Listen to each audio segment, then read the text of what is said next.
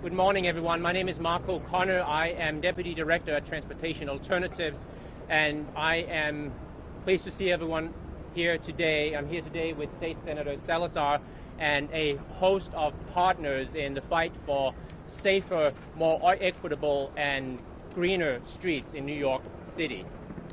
We are here today because the streets of New York City are not safe. They're not as safe as they could be. They're not as livable, as equitable as they could be. We're here to call attention to the inequities on our streets and also to express our strong support for legislation by the City Council that will change the status quo and move us towards a New York City that is better.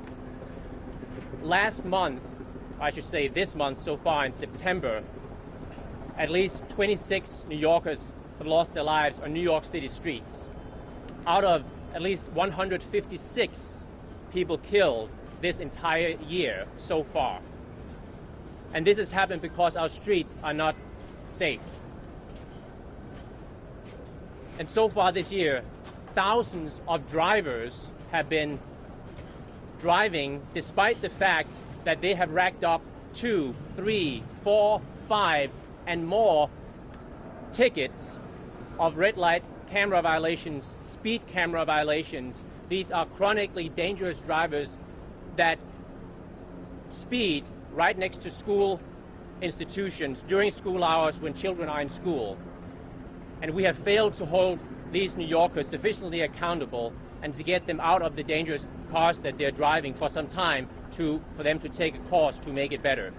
And last night, throughout the city, hundreds of waste hauling trucks zigzagged throughout our city through residential and commercial neighborhoods, putting New Yorkers needlessly at risk, polluting our streets and waking up New Yorkers as well throughout the city.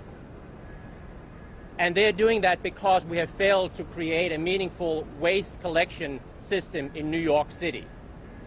I should also add that just over the last few weeks, 3 of the New Yorkers that have been killed in New York City have been killed by these large waste hauling trucks, which since 2014 have claimed more than 50 New York lives on New York City streets. And so we are here today to call attention to this and to offer a way forward that we will urge our city council members to pass legislation and for the mayor to sign and enact legislation that will rectify this wrong. Just to briefly line up those 3 pieces of legislation before I introduce State Senator Salazar, those 3 pieces of legislation are a Reckless Driver Accountability Act by Councilmember Brad Lander, a street master plan by Council Speaker Clara Johnson, and a waste collection zone reform by Councilmember Antonio Reynoso.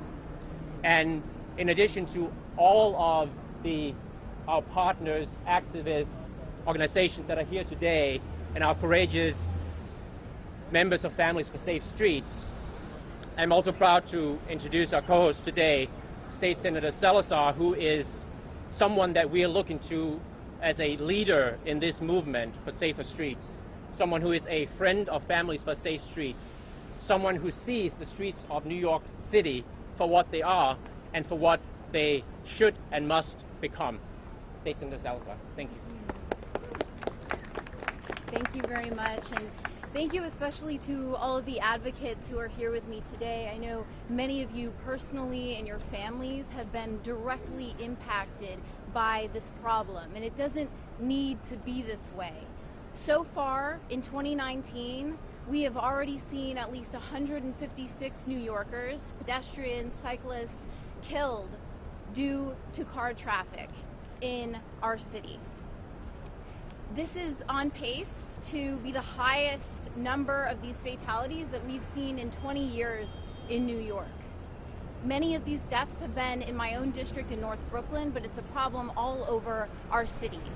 And so we're here today to support the necessary decisive action at the city level to finally change this, to make our streets safer for everybody. We need to urge the City Council to pass Speaker Clara Johnson's bill. We need to finally begin to implement a master plan for New York City to make our streets more accessible and safer so that this won't continue. We also need to pass, in this package of legislation, Councilmember Antonio Reynoso's commercial exclusive waste zones reform bill.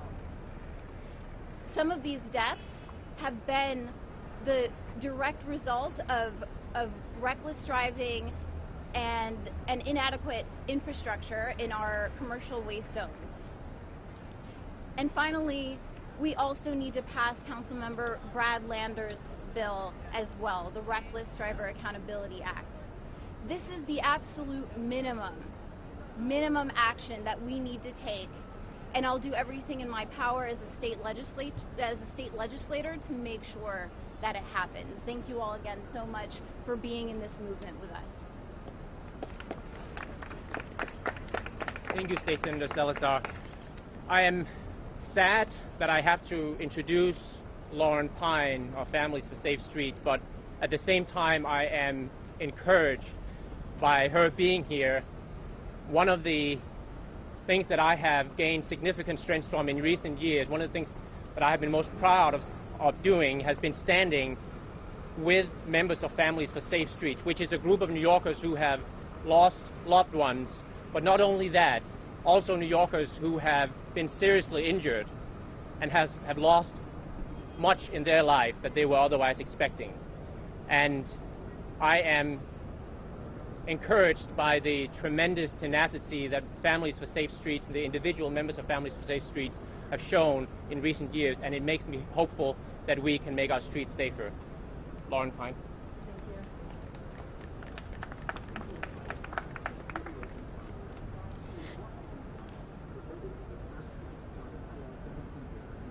Hello, my name is Laurie Pine.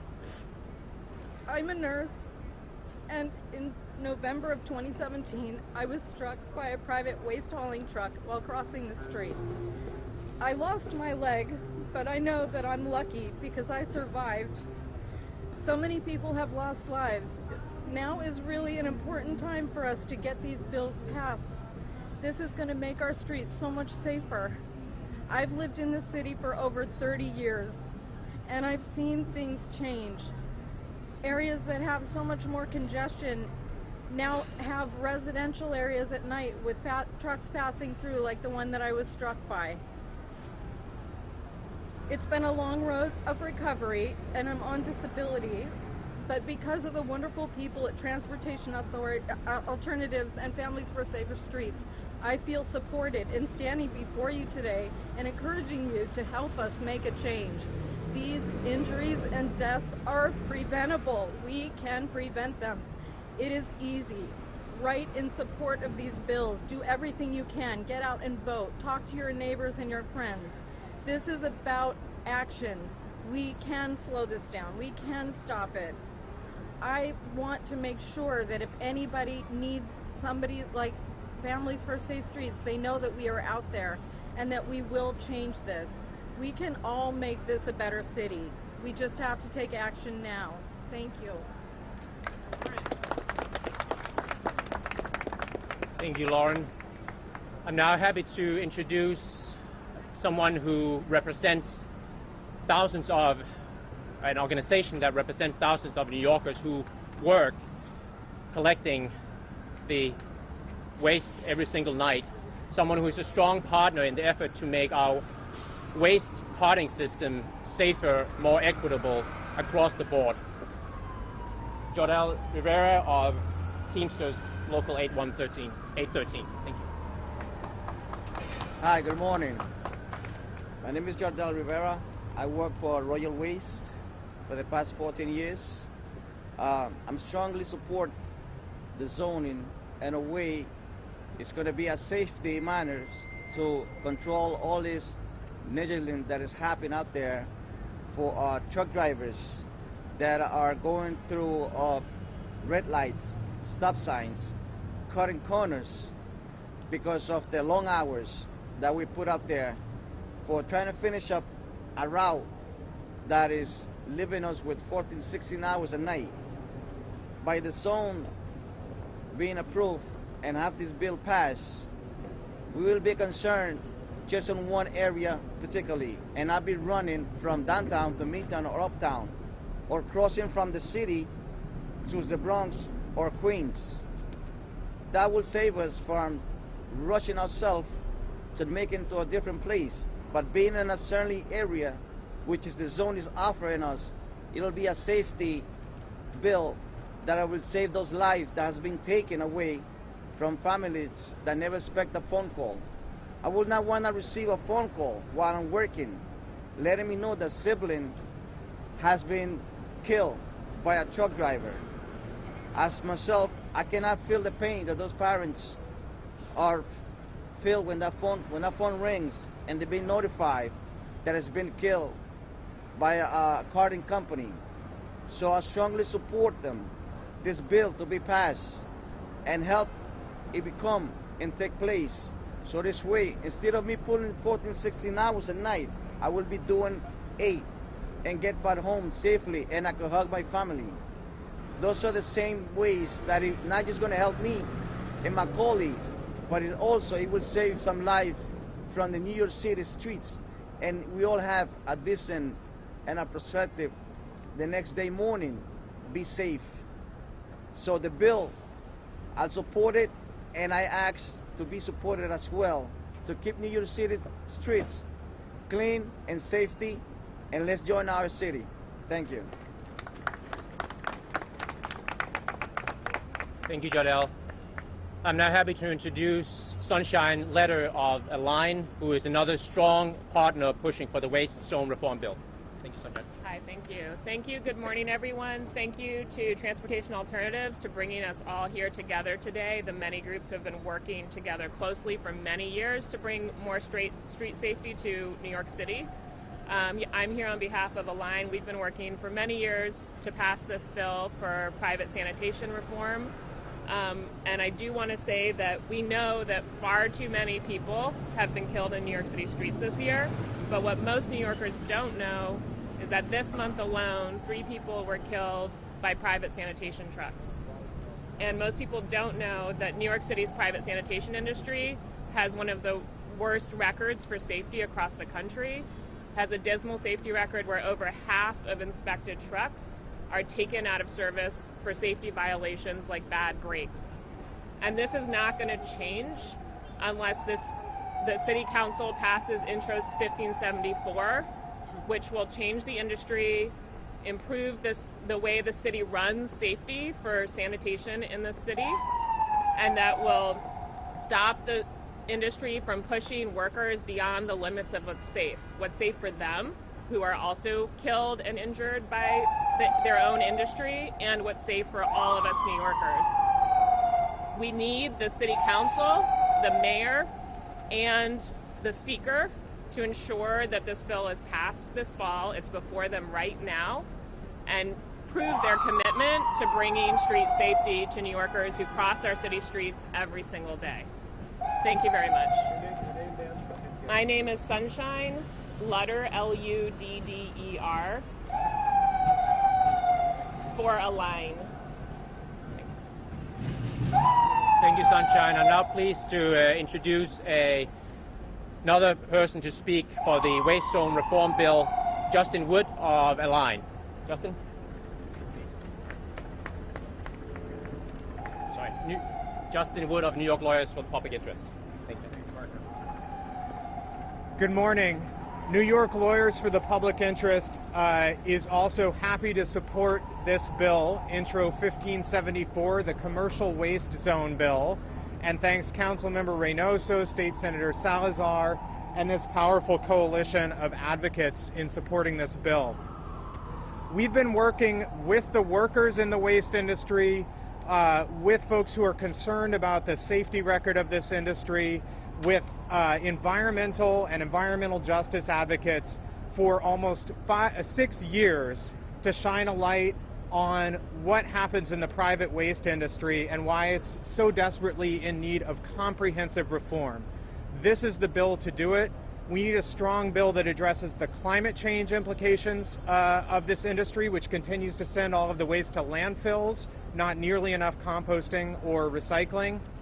We need a bill that addresses the shameful safety record of this industry. In fact, we continue to get new data. Just 2 weeks ago, new data from the city was quietly published by the Business Integrity Commission.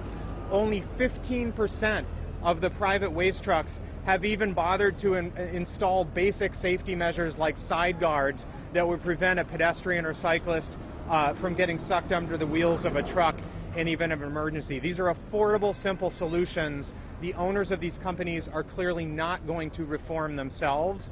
We need a strong city bill that achieves a win-win-win for workers, for safe streets, and for the environment. Thank you very much. Thank you, Justin. I also want to recognize a representative from Public Advocate Kimani Williams' office, Kashif, who is here representing the Office of the Public Advocate. And sorry? Okay, yes. And next, the final speaker to speak to the Waste Zone Reform Bill.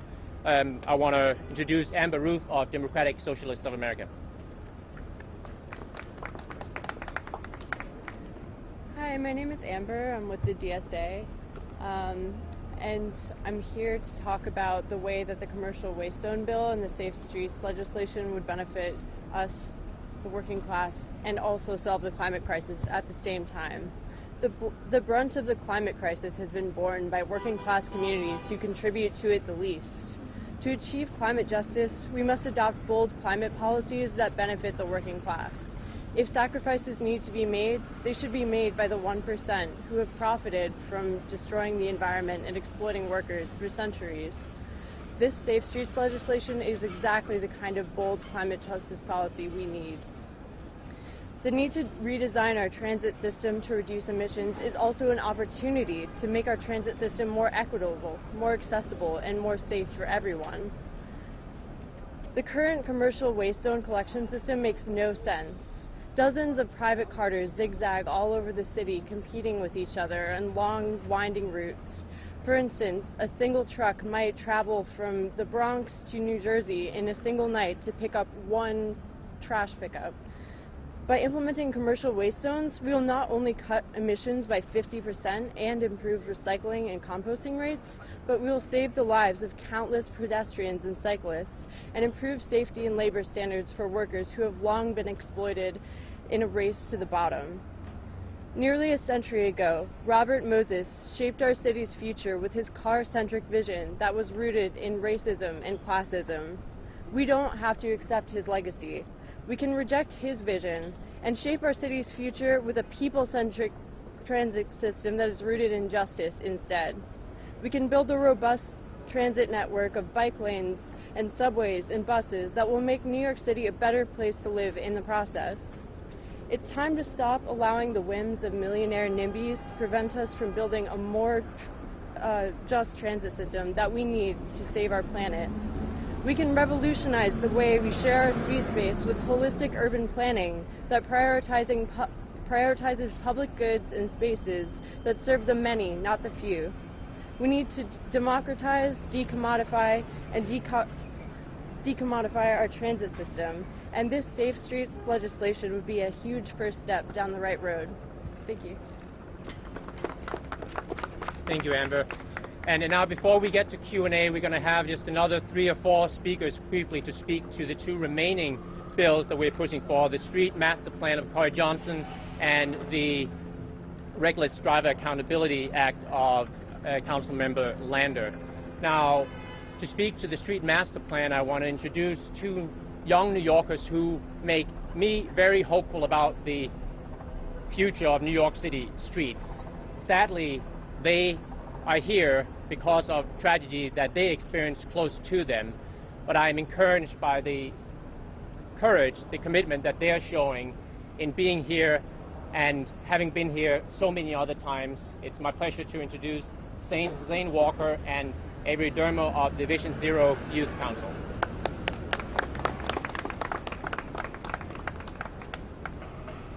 morning.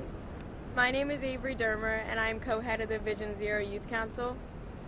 My passion for making change in the streets began 6 years ago when my neighbor and friend Cooper Stock was struck by a car while only a few steps away from returning home. He was only 9 years old when he died. It happened right in front of our building where we loved to play and pretend to be doorman. I will forever remember Cooper as being a smiling and a happy person. I'm here today because Cooper is not. He never got the chance to become a teenager and develop into his own person. Unfortunately, Cooper is not the only one to lose his life to a traffic collision. Just in 2019, 156 New Yorkers have lost their lives to cars. 9 of these victims have been children. 9 kids never got the chance to experience the lives they believed were only beginning. The scariest part of it all is that without change in the streets, without prioritizing the safety of people over the convenience of cars, there will be 9 or more kids, one of which could be your child, your friend, your family member, your classmate, or even you. I'm here today because I don't want to see a future with one less youth in this world taken by traffic. We do not need 9 or 5 or even one more child to die because of traffic to understand that this issue is prevalent in our city. We need to make change. Every day, citizens walk the streets and their lives are put in the hands of drivers. They trust that the drivers behind the wheel will protect them by following the rules. That trust is not cutting it, because at the end of the day, that trust only went as far as to save everybody except those 156 people this past year. Let's improve that trust with change. Thank you. Thanks, Avery. I'm Zane Walker, the other leader of the Vision Zero Youth Council. Avery and I have something in common. I also had a good friend killed by a reckless driver. Lucian Merriweather was only 9 years old, and he was hit and killed while he was walking with his family. As Avery has made clear, New York City teens see the problem in our streets. The speeding, the lack of respect for pedestrians, the heart-wrenching deaths. We want our streets to change. We want a future. When you look at these problems with fresh eyes, as we teens are, you can see that these problems lay in how our city prioritizes streets prioritizes drivers over pedestrians. Streets are designed to get as many cars in and out as they can, and the safety of the most vulnerable and the most numerous is left to suffer. This has direct and quantifiable effects. In our streets, people die almost every day. Someone is killed or gets a life-threatening injury every 2 hours, and it's all preventable. We need to prioritize safety. We need to hold reckless drivers accountable. This epidemic needs to end. Lawmakers, such as Speaker Clara Johnson and Councilmember Brad Lander, have created bills which begin to directly address the problems in our streets. They are crucial steps towards ending reckless driving and creating street designs that are safe above all else. Thank you both for being committed to making our streets safer and helping to end the tragedies that occur every single day. Thank you. Thank you, Avery and Zane. Now, the Streets Master Plan by Clara Johnson, Speaker Clara Johnson, will do a lot to make our city streets safer and more equitable. It will require DOT to implement 150 miles of protected bus lanes, 250 miles of protected bike lanes, pedestrian plazas, shared streets, and a host of other measures. One of the critical additional components that it includes will be providing ADA accessibility throughout many of our streets, including at some of the most dangerous locations at our intersections. And it's my pleasure to introduce Susan Duha of Center for Independence of the Disabled in New York, who has fought the battle against the city for years just to have a modicum of ADA compliance throughout our streets. Susan, thank you. It's an honor to stand before you today. Our involvement at Center for Independence of the Disabled New York with street safety is long-standing. Most recently, we achieved a landmark victory in our lawsuit against the City of New York, and the city will now be required to install curb cuts, to repair broken curb cuts, and to bring all curb cuts into compliance with federal civil rights law standards. But we are not finished, and we're very excited to be here regarding the Streets Master Plan and thank Speaker Clara Johnson. I want to tell you that every week, it seems, I'm hearing from someone with a disability, someone who is blind and uses a cane or walks with a service animal, someone in a wheelchair or a scooter, someone even just crossing the street with a walker or cane, about having an encounter with death on the streets, being sideswiped, being knocked down. It happens all too often. I know this myself. I acquired a traumatic brain injury when I was crossing the street and was hit by a vehicle. It is imperative that we make the streets safer from all vehicles for pedestrians. We need to stop the deaths and the dangers of simply crossing the streets. I thank Speaker Clara Johnson, Councilmember Reynoso, Councilmember Landers for the presentation of these landmark bills. Sadly, sometimes the way to get across the street safely is to go through the City Council and City Hall. Thank you so much. Thank you, Susan. It's now my pleasure to introduce Eric McClure of Streets PAC, who will speak to the Reckless Driver Accountability Act. Good morning. I'm Eric McClure. I'm the Executive Director of Streets PAC. Streets PAC is a political action committee that advocates for safer streets and better public transit and supports elected officials who are committed to those things, like Senator Salazar. And we thank her for being here today and for Transportation Alternatives for organizing this. It's imperative that the City Council move all three of these life-saving bills without any further delay. It was more than 15 months ago that a group of us stood with Councilmember Lander in City Hall Park as he introduced the Reckless Driver Accountability Act. And it's unconscionable that this bill still has not moved to a vote in the City Council. We have the technology to intervene with habitually dangerous drivers before they kill or seriously injure our fellow New Yorkers. And every day that we fail to act, we increase the chances that another life will end tragically or be forever altered. We're able, with data collected by impartial, unbiased speed cameras and red light cameras, to identify those vehicles most often involved in dangerous driving. Speeding through school zones and running red lights are aberrant behaviors, and repeated violations are predictive of bad outcomes. If we pass this bill, we could reach out to the owners of those vehicles, offer them the chance to take a safe driving course, and impound their vehicles as a last resort under public nuisance statutes. The vast majority of people who receive a speed camera or red light camera violation never get a second one. But the worst of the worst seem undeterred by fines, and the Reckless Driver Accountability Act will get them off the road.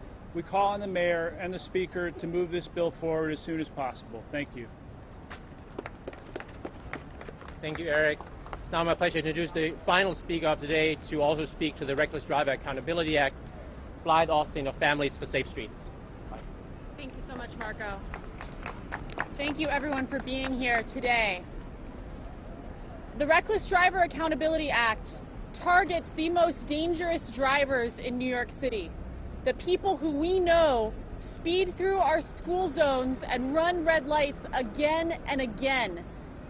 A fine does not stop this dangerous behavior by these drivers.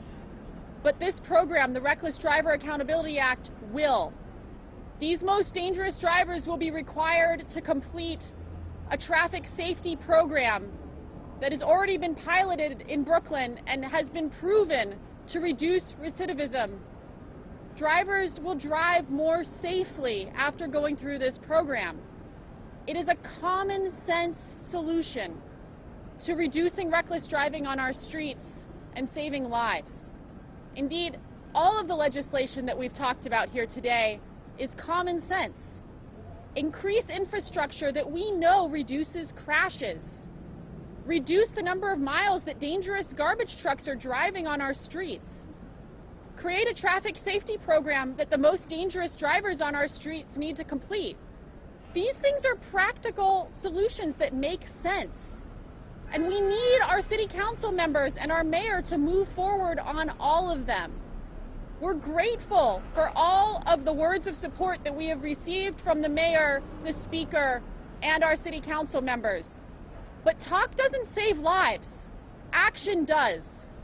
So we're here today asking our city officials, please take these practical, common sense steps to save lives and protect all of us. Thank you. Thank you very much, Blythe. And together with State Senator Salazar, I want to thank all of you for being here today, for showing up and being in this fight, all of us together. And now we are happy to take any questions. Marco, what do you, in your mind, is holding up these bills? What do you think? I mean, the Reckless Drivers Accountability Act has 31 co-sponsors. Where do we stand on the master plan? We are. It's hard to say exactly what is holding up each and every bill, but we are hopeful that all three of them will pass by the end of this year. We are fighting for that. We are urging the council members to make sure that happens, and for the mayor to support that effort, for the mayor to not just stand on the sidelines, but for him to recognize that these pieces of legislation are in line, in lockstep with every single thing that he has been saying about Vision Zero, whether it's the need for additional accountability with the Reckless Driver Accountability Act, or to make our cities' streets more sane and equitable with the master plan and the waste zone reform bill. So we are hopeful that it will pass all three of them by the end of this year.